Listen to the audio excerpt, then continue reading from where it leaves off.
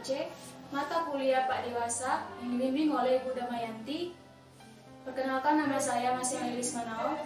Saya Naomi Juliana Simanjuntak. Saya Rian Effendi Marbun. Saya Rani Junior Manik. Saya Melani Malau. Saya Mega Octavia Simamora.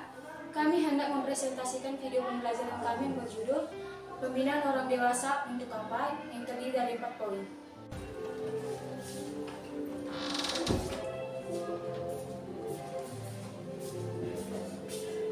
Selamat siang semuanya. Siang, Pak. Gimana kabar kalian? Puji Tuhan. Sehat, Pak.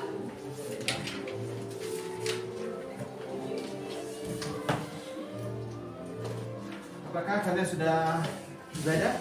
Belum, Pak. Oke. Saya persilakan salah satu mewakili belajar buat materi kita pada siang ini. Baiklah, shalom teman-teman. Shalom. Sebelum kita memulai pembelajaran kita hari ini, ada baiknya kita angkat satu lagu pujian yang berkata Tuhan Allah hadir. Tuhan Allah hadir. 1, 2, 3 ayat. Tuhan hadir pada saat ini. Hai sembah sujud di sini. Diam dengan hormat, tubuh serta jiwa, tunduklah menghadap Dia. Marilah umatnya, hatimu serahkan dalam kerendahan. Kita satukan hati kita kepada Terima kasih Tuhan Yesus. Terima kasih ya Tuhan, kami berdoa kami pembelajaran kami akan kami laksanakan. Berkati pembelajaran kami dari awal pertemuan ini. Biarlah keteladanan ini memberkati kami senantiasa. Berkati pada semua kami Tuhan, supaya dapat mengajarkan. Terus kami akan nama Tuhan Yesus. Amin.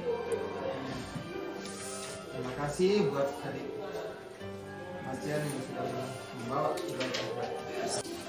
Baiklah, minggu lalu kita sudah pernah masuk, yaitu kita membahas tentang orang dewasa. Nah, adik-adik masih ingat nggak materi kita? Apa itu orang dewasa? Masih, Pak.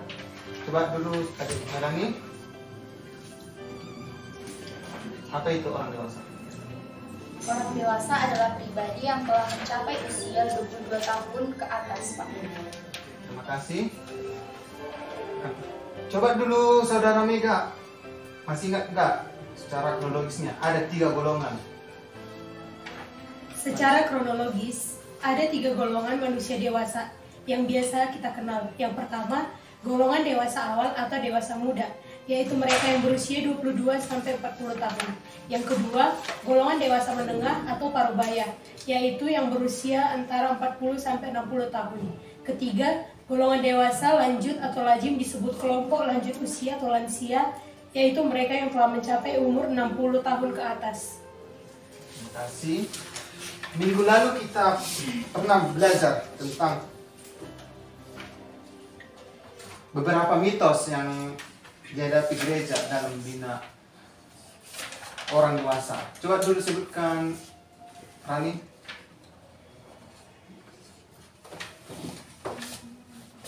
Yang pertama, orang dewasa itu terlambat untuk belajar. Yang kedua, orang dewasa itu sulit untuk berubah. Yang ketiga, orang dewasa syarat dengan kesibukannya. Yang keempat, sulit mencari pembina yang kompeten. Yang kelima, lokasi pembinaan jauh dari tempat tinggal warga. Baiklah, Bapak bangga melihat kalian materi yang minggu lalu kalian kuasai. Baiklah, materi kita untuk hari ini yaitu pembinaan orang dewasa. Untuk apa? Coba dulu baca, Naomi. C. Pembinaan orang dewasa untuk apa? Jika pembinaan orang dewasa itu diperlukan, apakah tujuannya?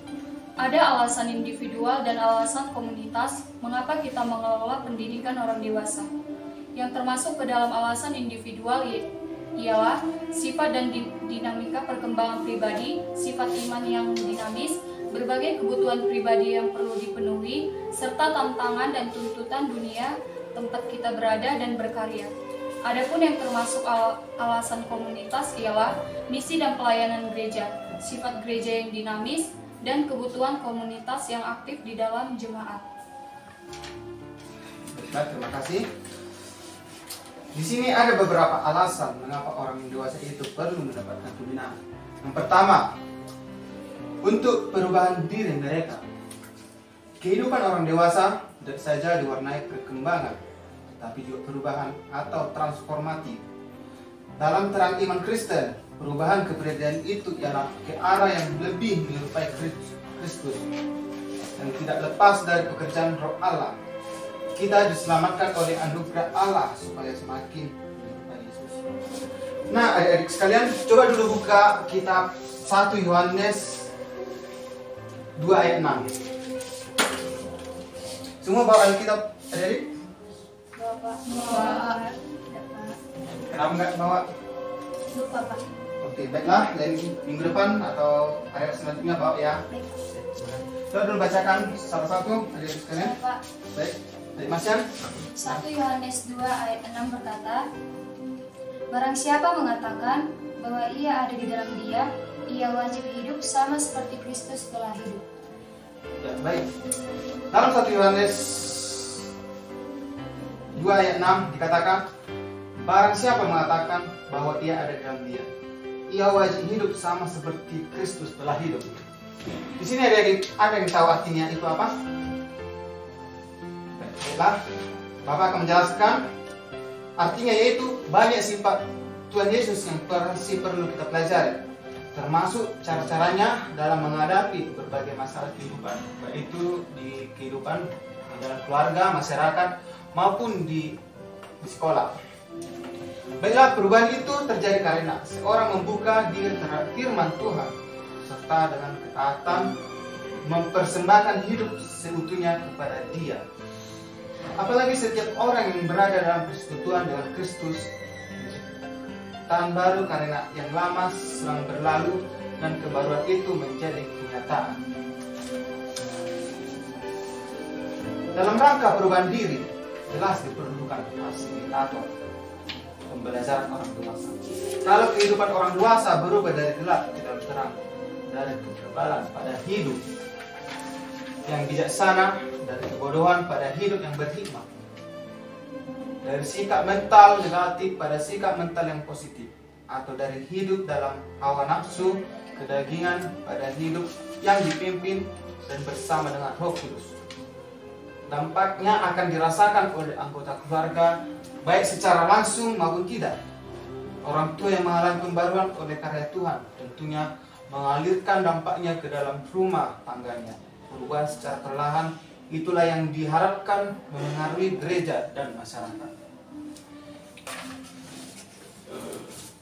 Oke, baiklah, jadi tadi Bapak sudah menjelaskan mengapa orang dewasa itu perlu dibenahi. Ada yang masih mengingat? Masih Pak. Coba dulu. Untuk perubahan diri mereka. Ya, benar. Yang pertama itu untuk perubahan diri mereka. Baru yang kedua, adik-adik? Untuk pengembangan diri mereka. Ya, betul. Yang kedua yaitu untuk pengembangan diri mereka. Orang dewasa berkembang dalam berbagai aspek kehidupan dalam arti holistik. Itu sesuai dengan ajaran Alkitab tentang manusia yang memiliki dimensi jasmani, jiwa, dan kenapa jadi ribut, adik-adik? Lapar, Pak. Lapar ya? Oh, ngantuk ya? Untuk iya, Pak. Baiklah, Bapak akan membuat semangat kalian bertumbuh lagi. Bapak ingin membuat kalian semangat lagi. Pertama, bikin jari kanan gini. Kemudian putar lambat. Kemudian semakin cepat. Ketika Bapak bilang mata, tunjuk mata ya. Ya. Makin cepat. Mata. Kok masih ada yang salah? Si kurang fokus, Pak. Fokus ya, fokus Iya, dulu. Pak. Baik, sekali lagi. Putar lambat. Cepat, semakin cepat. Mundur. Oke, bagus. Berarti udah mulai ya fokusnya. Iya, Pak. Baik, sekali lagi. Bikin lagi. Putar. Cepat. Lambat. Putar cepat. Hidung. Oke, bagus. Coba dulu adik-adik membacakan alasan mengapa orang dewasa perlu dibina yang nomor 2. Saya, Pak. Yang kedua, untuk pengembangan diri mereka. Orang dewasa berkembang dalam berbagai aspek kehidupan dalam arti holistik. Itu sesuai dengan ajaran Alkitab tentang manusia yang memiliki dimensi jasmani, jiwa, dan roh. Selain itu, manusia juga mempunyai dimensi individual dan sosial. Oleh sebab itu, pembinaan orang dewasa patut menyentuh dan memperkaya aspek pengetahuan, pengertian, perasaan, sikap-sikap, minat-minat, relasi-relasi, dan perilaku atau keterampilan sosial, kultural, serta terutama aspek kerohanian. Kalau seorang gembala jemaat mengelola program pembinaan orang dewasa, berarti ia membutuhkan pengembangan diri mereka. Landasan dan arah pengembangan diri itu tidak lain adalah dalam Kristus. Terima kasih. Dalam pengembangan diri orang dewasa, ini berkaitan dengan ayat Alkitab yang tertulis di 1 Korintus 3 ayat 11. Coba dulu bacakan adik. Siapa yang dapat? Silakan dibacakan. Saya Pak, Baiklah, silakan. 1 Korintus 3 ayat 11. Karena tidak ada seorang pun yang dapat meletakkan dasar lain daripada dasar yang telah diletakkan, yaitu Yesus Kristus. Kitab 1 Korintus 3 ayat 11 katakan, karena tidak ada seorang pun yang dapat meletakkan dasar lain daripada dasar yang telah diletakkan, yaitu Yesus Kristus. Nah, adik-adik sekalian, coba dulu buka lagi kitab Kolose 2 ayat 6 sampai 7.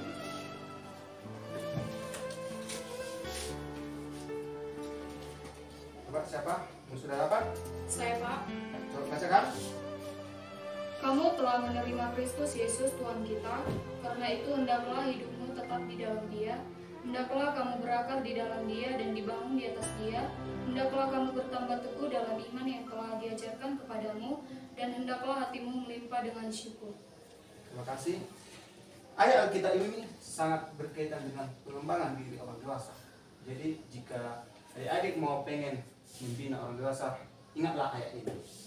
Jadi pembinaan orang dewasa diharapkan menuntun serta makin kagum kepada pribadi Tuhan Yesus Kristus dan buahnya tampak dalam kehidupan kita sehari-hari.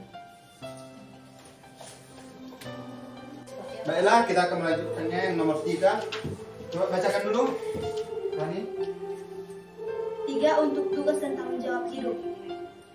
Orang dewasa mempunyai banyak tugas dan tanggung jawab, termasuk terhadap Tuhan, diri sendiri, keluarga dekat, keluarga jauh, terhadap lembaga tempat mereka berkarya, serta terhadap masyarakat dan lingkungan alamnya. Allah menciptakan manusia untuk menunaikan panggilan hidup guna mempermuliakan Dia dalam segala aspek. Dalam Kristus, Allah memanggil orang percaya menjadi rekan sekerjanya melalui segala perbuatan baik dan kebijaksanaan. Oleh sebab itu, Dia pun mendidik orang beriman supaya giat dalam segala macam pekerjaan baik, sesuai dengan kasih, kebenaran, dan keadilannya, agar dapat berperan sebagai garam dan terang dunia. Itulah yang ketiga, yaitu untuk tegas dan tanggung jawab hidup. Baru yang keempat, yaitu untuk menjawab kebutuhan gereja. Gereja diutus Allah ke tengah dunia adalah menjadi saksinya, yaitu memberitakan berbagai ragam hikmat Allah dan rangka menjadikan segala bangsa murid Yesus hingga akhir zaman. Baiklah adik-adik sekalian, ada 4 alasan mengapa orang dewasa yang perlu dibina. Yang pertama yaitu untuk perubahan diri mereka. Baru yang kedua, untuk pengembangan diri mereka. Dan yang ketiga, Untuk tugas dan tanggung jawab hidup. Baru yang terakhir yaitu Untuk menjawab kebutuhan gereja. baiklah, dari materi-materi yang Bapak sampaikan dari 1 sampai 5, ada yang ingin bertanya? Baiklah, kalau tidak ada yang bertanya, Sampai di sinilah materi pertemuan kita. Kita akan melanjutkan materi selanjutnya minggu depan. Baiklah semuanya, kalau tidak ada pertanyaan, kita tutup materi pembelajaran kita pada hari ini. Tugas kalian jangan lupa ya untuk membuat materi yang kita pelajari pada hari ini. Minggu depan Bapak periksa. Ya, Pak. Sebelum kita pulang, hendaknya kita tutup dengan doa dulu. Silakan salah satu murid.